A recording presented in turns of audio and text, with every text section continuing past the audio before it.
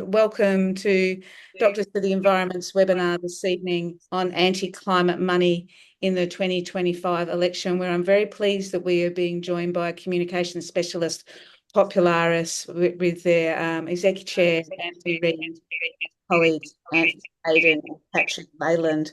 Now we are buffering a bit. Before I start, I'll acknowledge that the nation we call Australia is stolen land, and First Nations people have never ceded their sovereignty of their land, and respect and repatriation is owed. I live and work on Kaurna land, so hello to a group of people in Ghana is Namani.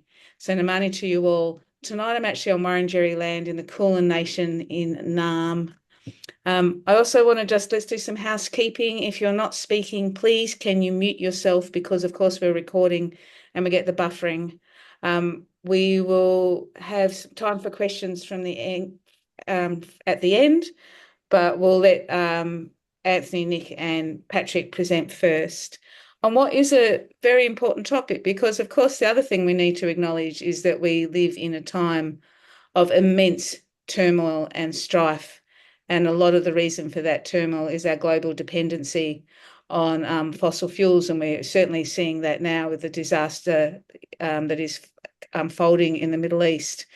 And one of the reasons why we are so embroiled in our fossil fuel dependency and why we're still, the planet continues to heat is because of the very, very deep pockets of the fossil fuel industry and their allies, and the way they are using their influence to shape the political debate and actually now shaping who gets elected.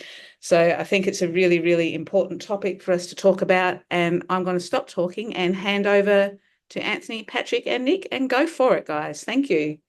Hey, thank you so much, Kate, and welcome to everyone. And look, thanks for everyone for taking the time to find out a little bit more about what you just saw about 12 months ago in the federal election. Our agency Popularis worked really closely with the climate movement in the last campaign, but also with a range of independent candidates who you probably best know as Teals, in terms of just making sure that climate was a central issue to one of the most important, and really important elections. So what I'll do, I'll hand over to Nick Hayden, who and I'll let Nick and Pat introduce themselves when they do their session. Nick's going to take you through a kind of the introduction to what happened in terms of anti-climate funding in the election, and then Patrick will take you through some of the amazing and really interesting statistics and the kind of key facts about where a lot of money was spent. And then I'll take you through some of the tactics that they used in terms of their messaging, and also what are hopefully some of the solutions at the end. So, Nick, I'll hand over to you. Thanks, Anthony. Wonderful to be here, everybody. Thanks so much for giving us the opportunity to step you through some of the findings from the most recent disclosures. As Anthony said, my name's Nick Hayden. Before I worked at Popularis, I was the Media and Comms Director for Climate 200 during the 2025 election. Before that, I was a Senior Advisor to the Treasurer, Jim Chalmers. And in another life, I was a Media Executive as a Head of Entertainment at the ABC. So I made all of your most loved or most hated programs.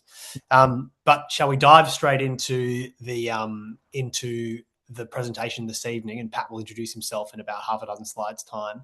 So what we set out to do for this presentation was dig into the disclosures to look around and see where the flows of anti-climate money came from and how they were being spent.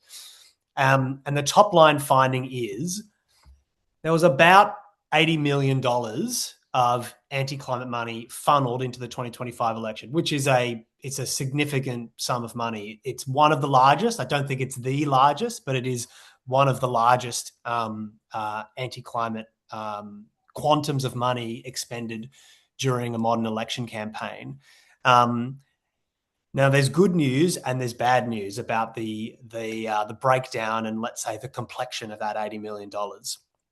Here's how it was spent broadly. The bulk of it, the vast majority of it, came from mineralogy, which is Clive Palmer bankrolling UAP. There was also significant funds from Coal Australia essentially standing up and donating to these faux grassroots campaigns and third-party groups, which I'll go into in more detail in a moment.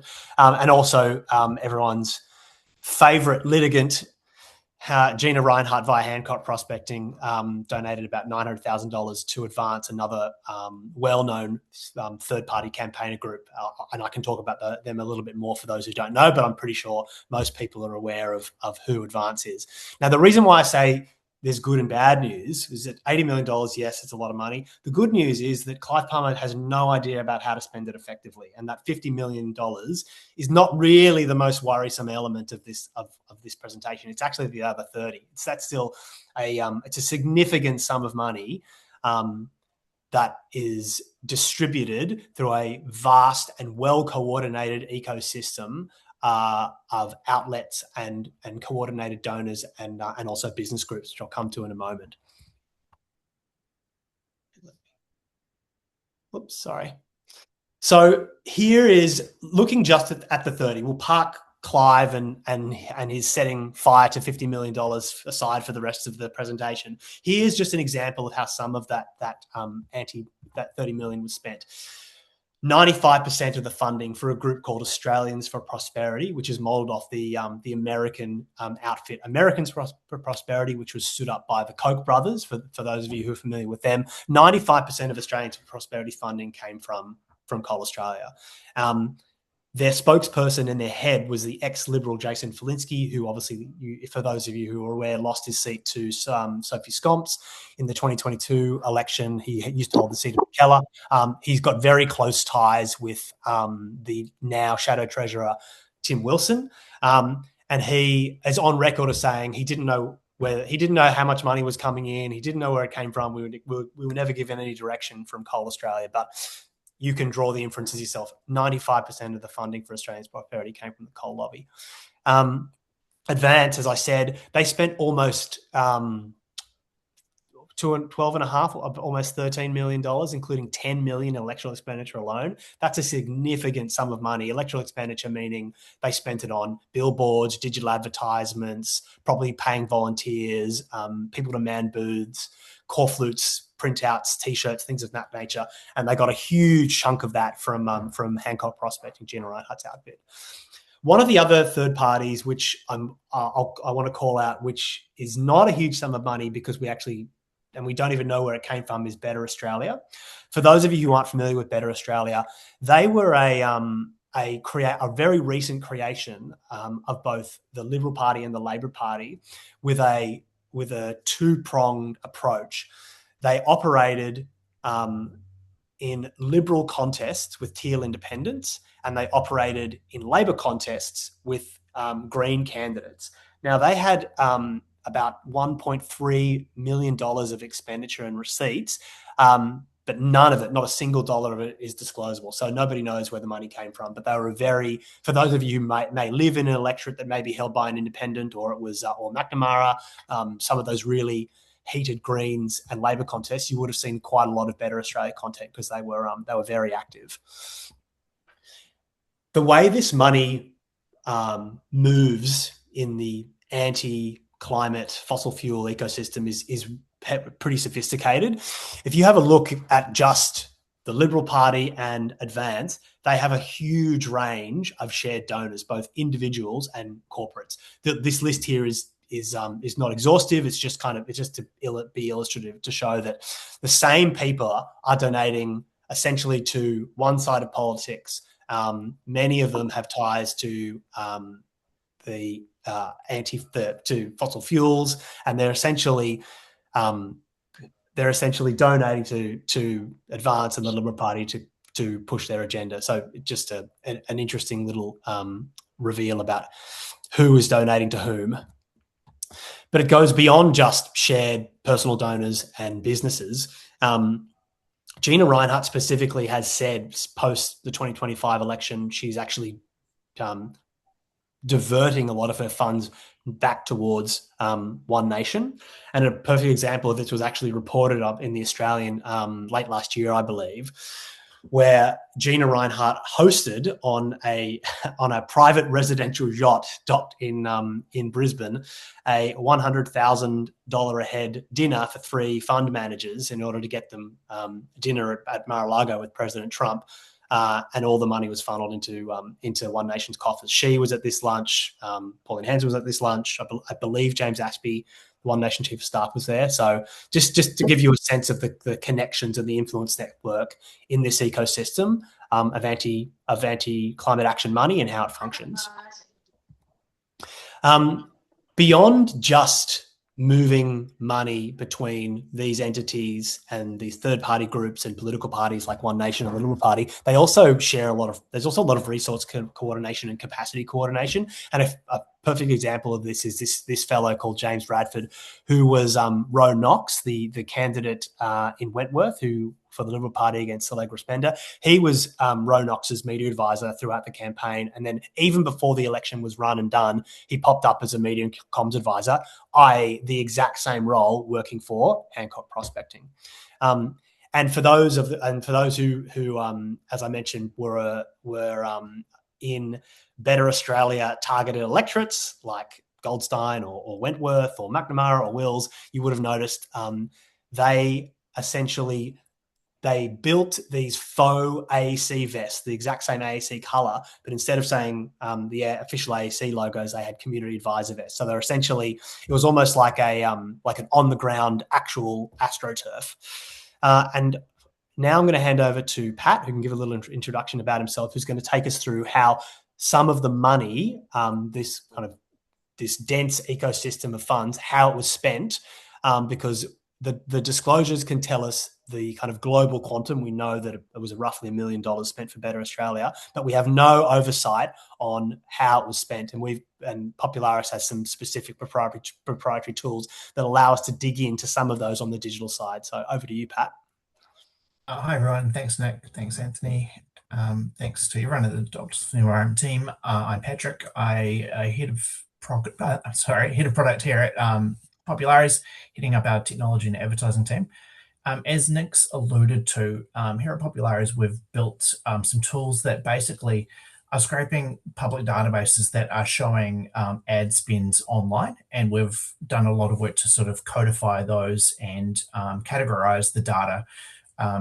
The big caveats on that is there are only 2 platforms that do actually publicly disclose where digital money is being spent. That's Meta, which includes Facebook and Instagram, and Google, which not only includes Google search, but significant amounts of money that go through YouTube advertising.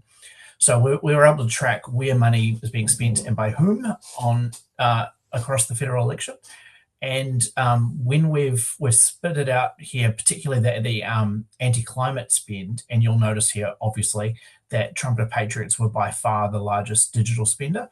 As Nick and Anthony have said, that they were obviously the biggest receipt of money, all coming through mineralogy. But luckily, as Anthony has mentioned, their targeting was absolutely rubbish, and most of that spend, that $11.3 million spend, was basically just being sprayed right across the country. So someone in the seat of Kooyong was just as likely to see it as someone in a seat like Hunter, where Trumpeter Patriots might actually have had a chance had they had some better campaign tactics. I think one thing to think about with that, though, is that that's the second election in a row that Clive Palmer has just sprayed a lot of money around very poorly. At some stage, he's going to get some better advice and actually run a proper campaign. And when he does, he's got millions and millions of dollars up his sleeve that could be very dangerous, I would say. Then you'll see the other ones down there. And sorry, if you just want to go back one slide, Nick. Yeah, the numbers here are much more modest, but they were very, very highly targeted. Some of these campaigns were only in sort of 4 or 5 seats, and those smaller amounts of money can make huge amounts of difference there. And if you want to just go to the next slide. Sorry, I'm just going to respond to Dan's question in the chat there. They're big numbers, but how do they compare to other election spending by other parties and interests?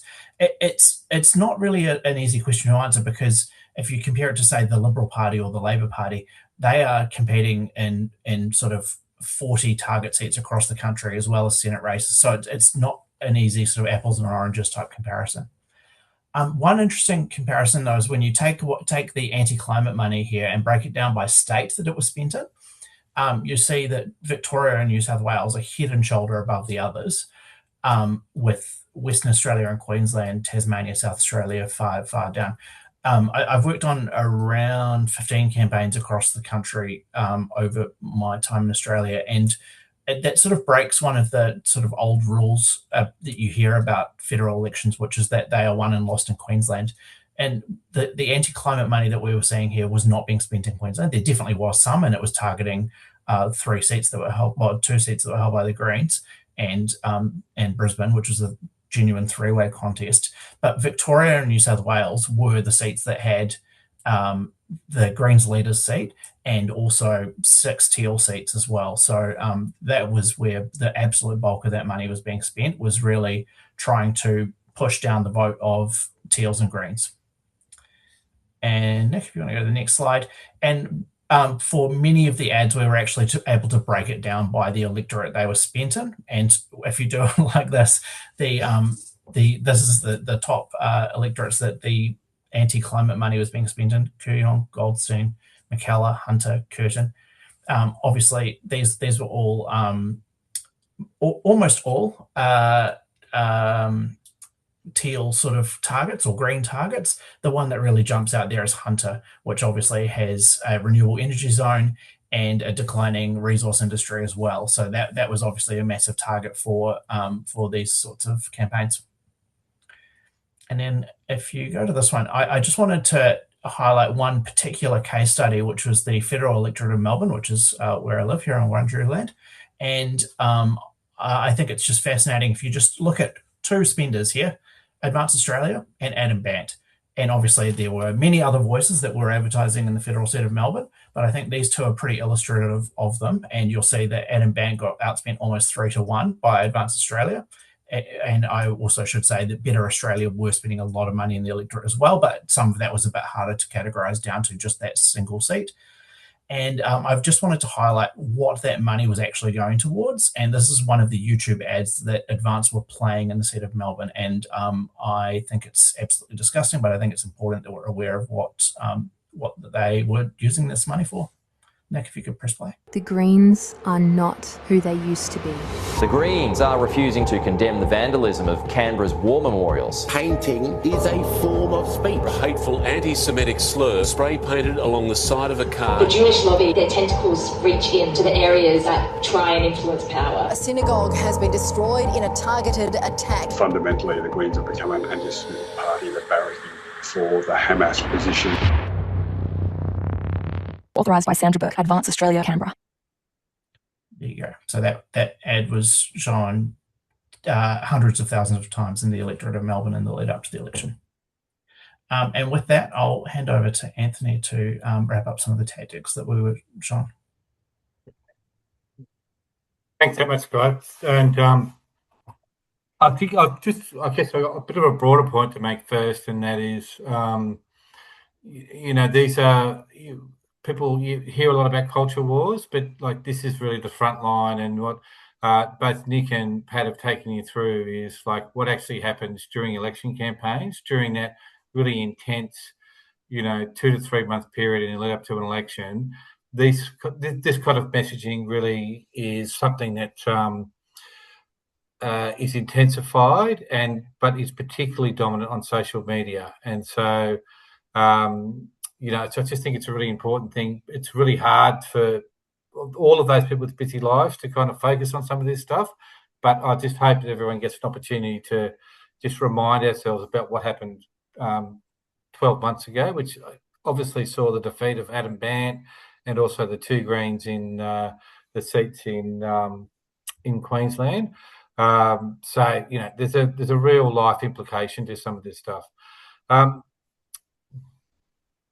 The other, I think, really critical thing to understand is that fossil fuels, in terms of their narrative, in terms of the issues that they choose to back, don't always talk about what we would traditionally think is a debate in terms of climate change, right? So in terms of the virtues of the science or the policy positions, they really invest in a whole bunch of campaigns which you would know as the sort of culture wars. So if you look at all the kind of issues that you read about in the daily newspaper, immigration, trans issues, gender issues, and a whole bunch of those issues that really aren't associated with climate, those are a lot of the issues that these interests are actually funding. So to give you, just a bit of a flavour for it, if you look at the ads that are on this page, all of these ads are being funded by essentially fossil fuel-based industries. So they'll either be, and in particular Coal Australia.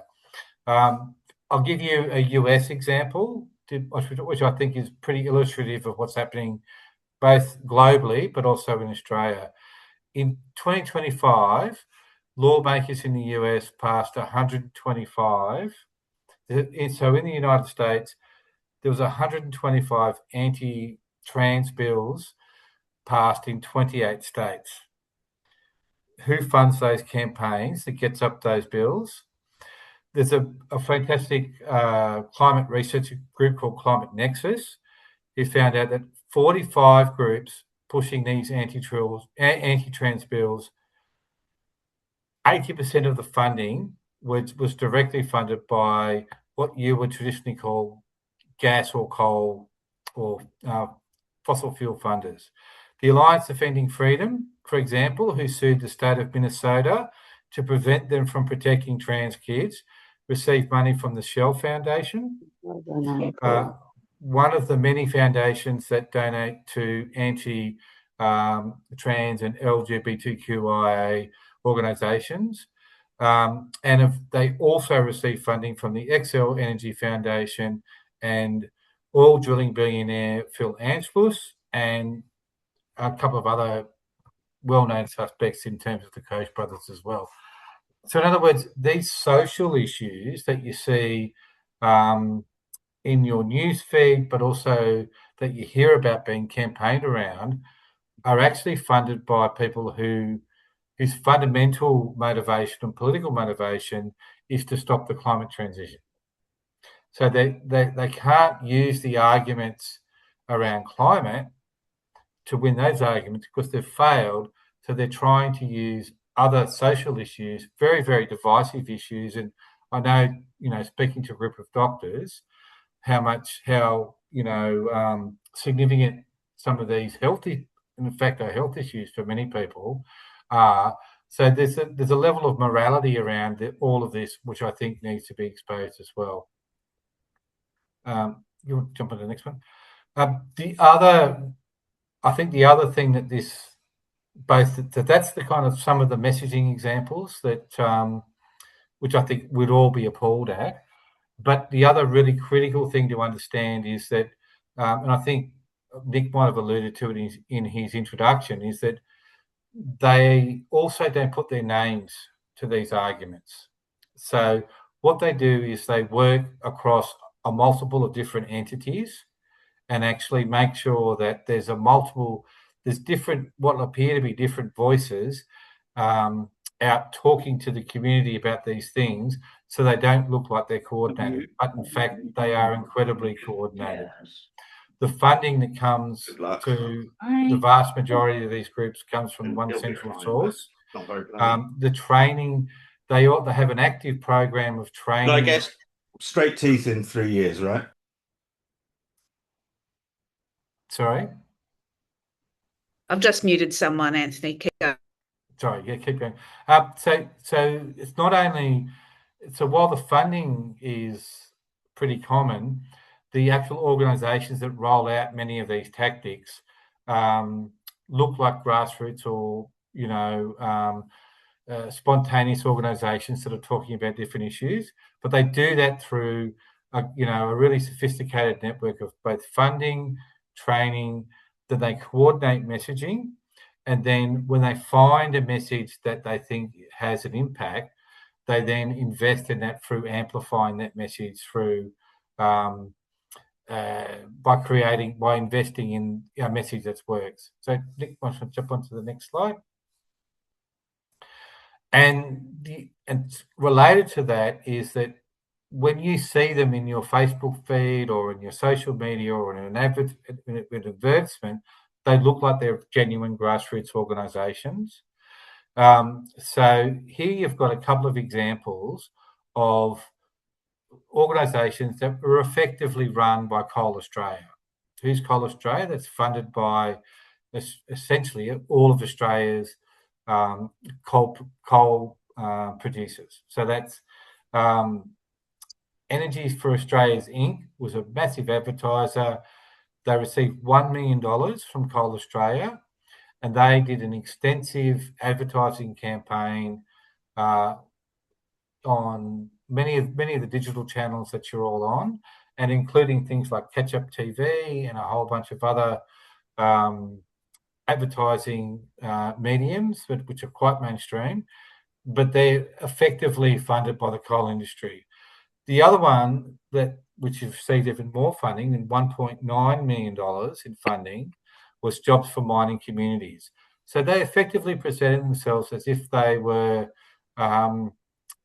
people working in the industry, but in fact they're not. They're in fact largely the owners of coal mines who were funding an organisation to look like that it was grassroots, regionally based coal miners who were arguing against the energy transition.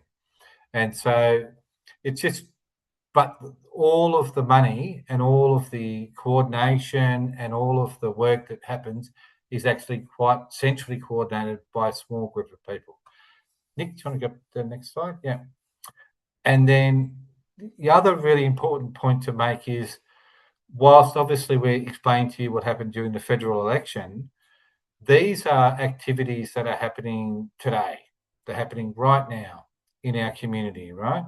You're all probably wondering, how could One Nation be rising in the polls? These organisations are just as active right now, today, as they are during a federal election. They are actively out there recruiting people for these causes because they view it as a kind of long-term investment to try and build out what is obviously, what I'm sure we'd all agree, is quite a destructive view about Australian politics. You've got the Minerals Council of Australia. This is just 3 of their ads are out there running at the moment. So there's a kind of mainstream. We all know the MCA through the anti resource tax campaign, famously during the Gillard campaign, but they are actively out there trying to influence public opinion every single day of the week. To be honest, I should have added to this an example from the gas industry as well. They are probably an even bigger advertiser in this space. Their main message was that you can't do renewables when the sun doesn't shine and the wind doesn't blow. You need gas, and you would have all seen that message at billboards and extensively through the Sydney Morning Herald, and whenever you log on to read an energy story, the gas industry as well are extremely active in driving home a message, which is that they are complementary to renewables as well, right? So they are, and there would be probably $30 to $40 million a year that no one can trace, and it's not reported, that would be spent every year by those interests in between elections. So not just when we can actually track it during election periods, but in between, like right now. And then sitting behind all of it is an organisation that you would have all probably heard about through the Voice referendum, called Advance Australia. They were, to be frank, a largely ineffectual group up until the Voice referendum. What happened is they brought in a strategic consultancy from Texas called Whitestone Strategic, who came in and completely transformed the how Advance operated as an organisation. So they had big change in leadership, and there was Australian Strategic are famous for religious conservative campaigns in the United States, and they came over and essentially taught Advance a whole new playbook. That playbook you saw in the referendum, in terms of, you would have seen they never advertised about the substance of the campaign. They just made a whole bunch of spurious claims about what the referendum meant for a whole bunch of things that weren't relevant, like, you'd have to get approval to get a fence put up in your house, and a whole bunch of random things that they campaigned on. But what's really important is to understand is that this group has a long-term plan. They had a conference, which was the quote you see here in front of you today, which was in late last year, in which they really set out a kind of massive campaign and culture war that they're going to unfold over the next 3 years. And just a word of advice: you're never going to see them as an Advance Australia campaign. You're going to see them through a whole bunch of other surrogates who are going to be funding a whole lot of this activity. And you're going to be wondering, you're going to be hearing about lots of organisations that you've never heard of before, but all of a sudden have a major profile, and they're talking about a whole range of issues. That's the new playbook that Advance are using. But I won't read this quote, but I reckon it's really important that people just look at, these are the people who are providing them advice.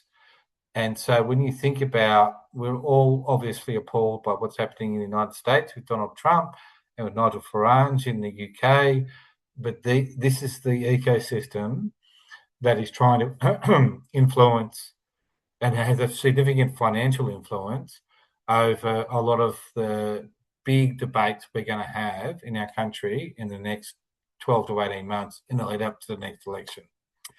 Sorry, just keep going. I'll just add, Anthony, just for those who don't, because it's not explicitly spelt out and it wasn't in the article. Advanced Generations is a living will program. So Advance is essentially speaking to family offices to will an endowment over to Advance to secure their financial stability long into the future for wealthy households, from wealthy households rather. And Project Eureka is obviously, as it says on the box, it's a strategy to capture the hearts and minds of young Australians. Yeah, and just to finish that point, they will get access to tens of millions of dollars of more money than any of the alternative views. Let's put it that way. So there's lots of extremely rich people who will make significant donations to those funds. So it's a big task to come up against it. It's not just the radical, what we would think of as the radical fringe. What you're looking at here is a campaign that is run by a party that's been in government the majority of time for the last 50 years, i.e. the National Party. They've been in coalition with the Liberal Party for a majority of time, and therefore in government the majority of time for the last 50 years. This is their think tank that's running this campaign. It's called Affordable Energy Australia. And when they're running ads which basically say Australia's secret energy tax, milk, cereal, steak, juice, energy bill, energy tax, guess what? Wind farm subsidy, solar subsidy. And guess what? That is $55 out of the bill of $105. It's completely dishonest, but this is what the party that has been in government for the majority of time in the last 50 years thinks is acceptable for their think tank to be running. So I think it's a really big challenge that we've got ahead of us, because yes, there's it's a bit easy to dismiss the advances and all those as being on the fringe and just a lot of money, but it's now infected a natural party of government, to be frank. Well, the party that's been in government, a party that has been a part of a coalition that's been governed for majority of the time for the last, 4 or 5 decades in this country. Next one, yeah. So, our job is, I guess, to kind of pull back the veil and reveal what's going on in terms of politics in this country. But we really encourage and want to make sure that we focus on what do we do as a community, as a kind of collective of people who care about our country's future? What are some of the things that we can do to actually fight back against some of these things?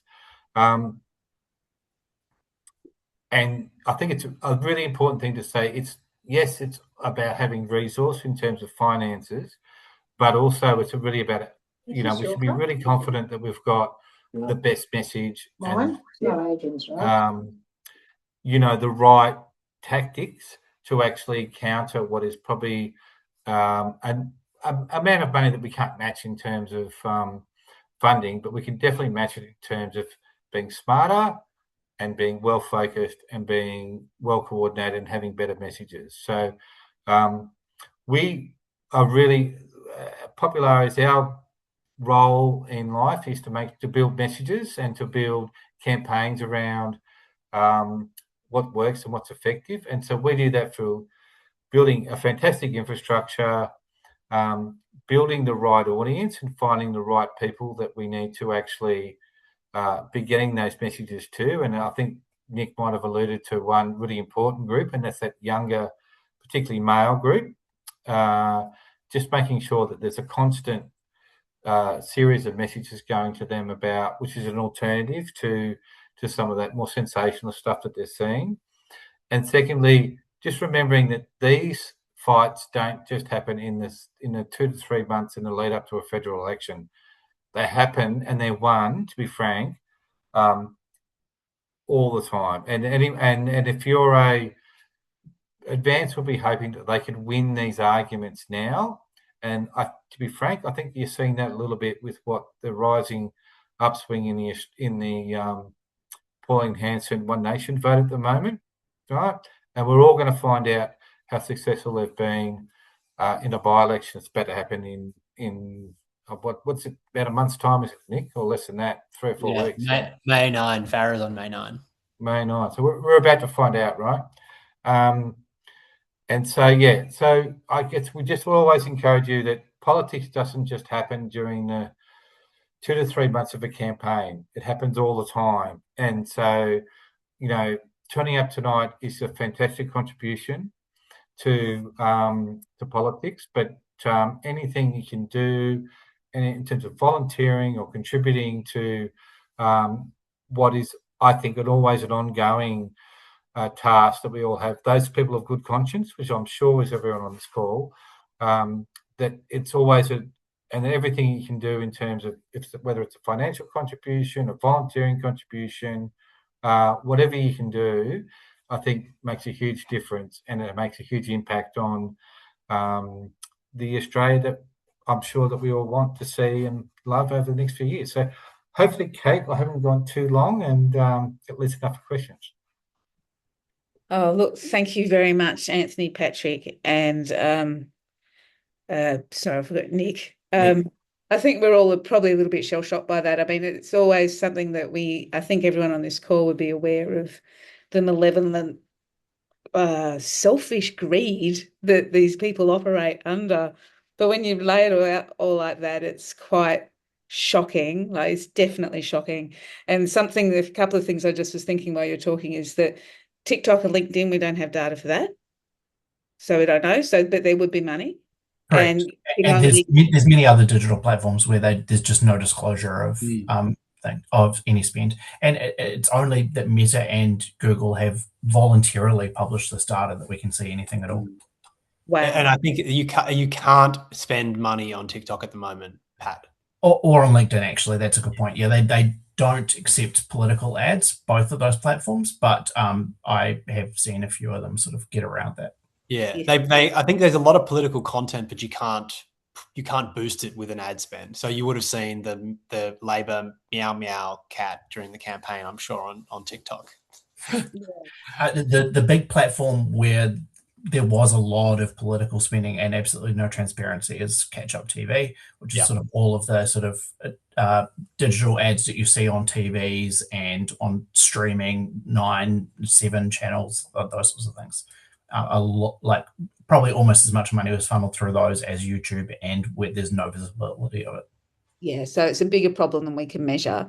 And then just one last question, a little clarifying question I have before I open up to the floor, because people will want to ask you questions, I bet they do, is are we only able to count the money? Like, do we only get disclosures during election campaigns? Is it hard to count this stuff now? Does that make sense? There are annual disclosures as well. But the main game is obviously during the election years when significant third parties disclose the bulk of their expenditure is declared as electoral material, so it's authorised. But some of those other examples we talked through, like the minerals campaign. I don't believe, Pat, the Nationals think tank is authorised. Is it that campaign? It is now, but I don't believe it was doing it during the federal campaign. Yep. And all of the gas, like I was, when I picked my kids up this afternoon, I heard an ad on the radio from the Energy Producers Australia saying gas is great, it's fantastic, you need it when the wind doesn't blow. That stuff doesn't need to be authorised because it's not electoral matter. So you can't, they don't even need to disclose. It's just an advertising campaign. The other point I'll make, Kate, is that whilst you can see the quantum that was raised and spent in the disclosures, we can break down what was spent on certain digital platforms in terms of advertising expenditure. We have no way of breaking down what was spent on out of home, which is billboards, digital billboards, or physical billboards, television advertising. I see Phil Benedictus on the call. He can probably give you some rate cards to give you a sense of what this stuff costs, or we could. But there's no concept of what was spent on out of home, or on the ground, the printing of corflutes, the paying of volunteers, all that stuff. There's huge sums of money and resources go into that, and it's virtually impossible to unpick it. It's very extensive, isn't it? And obviously, huge propaganda machine, really. Audience members, does anybody have a burning question? Does anyone want to show your face and come off mute and ask a question to these three people about this extremely scary but fascinating topic? Hi, Richard. Do you have a question, Richard? The right audience with the right message.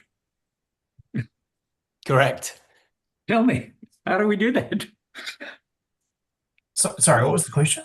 How do you get the right? How do you connect the right message to the right audience in order to be persuasive? Is the question.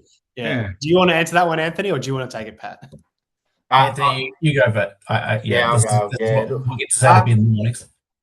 So, look, I'll simply say to you that it's really important that we spelled out what's going on, but there is a lot of hope, right? So, for those who don't know me, I was worked with Sally Stegel when she first won her campaign back in 2019, right? And so we really made sure that we talked about climate in terms of the positive opportunity that can happen. And so, there's a really important vision of a positive view of what's happening. I think if you look at all of the negative messaging that we've talked about, it's all negative. There actually isn't a positive vision about your personal future, your kids' future, your community's future, or your country's future. And that, I, in my personal opinion, I think ultimately that's a lot more compelling. But it's a story that needs to be told, and that it's very easy to drag it down by focusing on the negatives.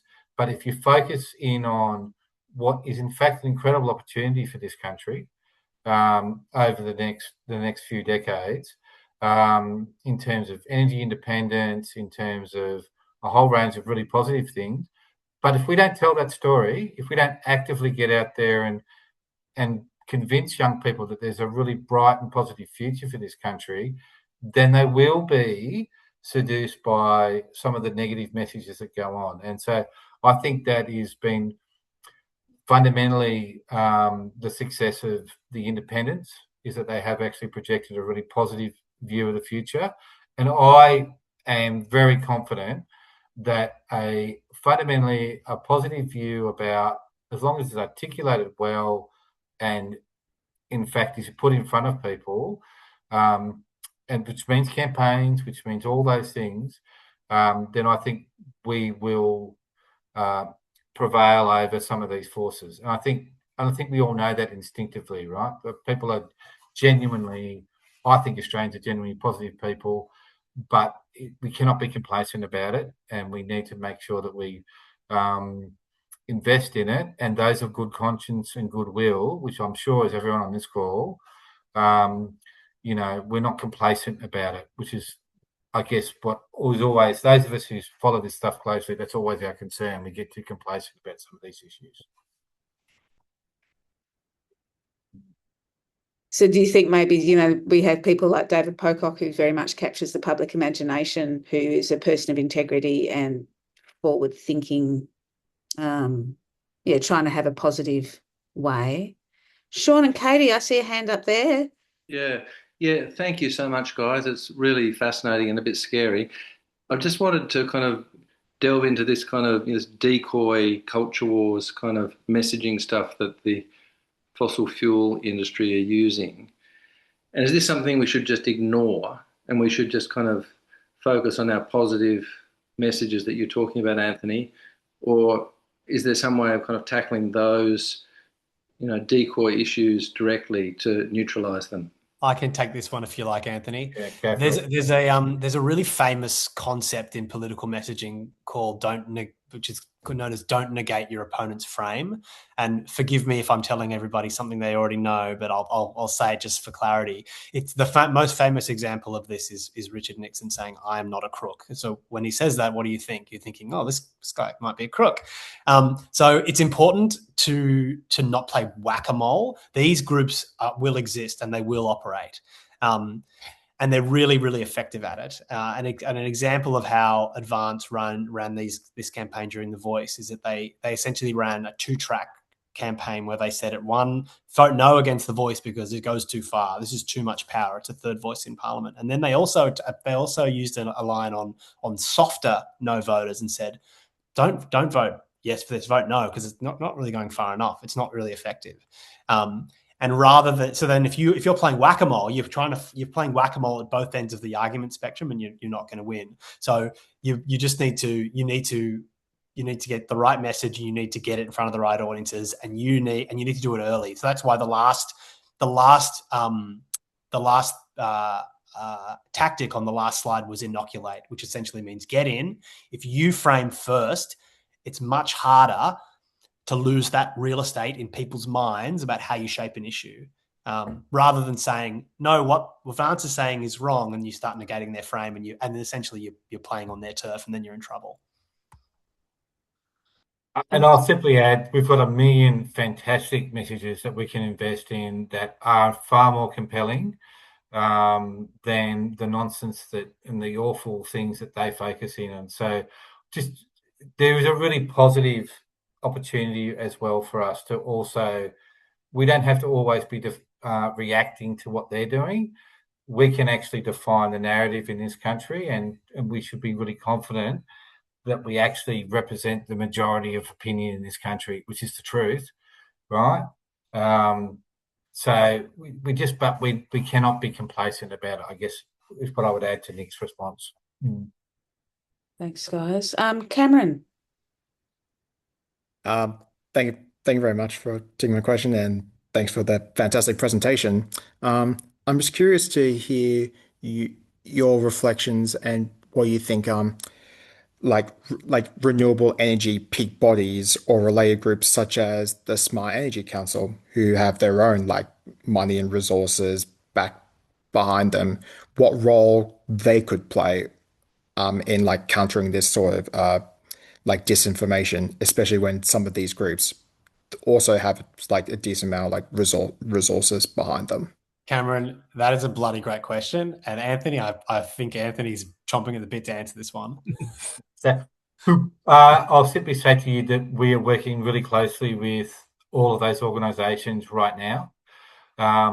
They have like DEA has, they have a remit about what they can do, but they are 100% focused on it and doing what they can in terms of but they run commercial businesses that have to invest money in commercial activities, and so their stuff needs to be focused on the social license effectively for their projects, and they are 100% committed and doing everything they can within the orbit of what they can. The things we're talking to you about today are probably more in the realm of, and they cannot, as commercial organisations, delve too much into politics because that's the nature of the work that they have to do. They have investors from a range of, but they're doing, I'll assure you they're doing what they can within the limits of the things that they can do. And so what a part of, I think, what their expectation of organisations like ours that work across both the commercial and the advocacy world is making sure the message gets out that Advance is not a commercial organisation that runs commercial businesses. It's a social organisation that is trying to influence politics. And so they talk to people who give money not on a commercial basis, but on a social basis. And so what we need are, organisations like us doing more, Get Up doing more, all of the DEA, who is an amazing environmental organisation, doing more. But also, I'm sure you're probably all members of Australian Conservation Foundation, WWF, all of those great organisations. We should be supporting their activities as to the extent we can, either in a voluntary capacity or financially if we can, because it's a really important time, I think, in terms of the social space and the public square, if you want, in terms of being really active to making sure we have an impact over the next couple of years. Thank you. Anybody else got any questions, burning questions? Ask now, if you have any. I mean, there's so many questions that are opening up from what you've asked. Actually, here we go, Cherie. Hi, I'm just wondering why this isn't a Four Corners episode, and where is the ABC and the mainstream media talking about this? It's so juicy. Why aren't they touching it?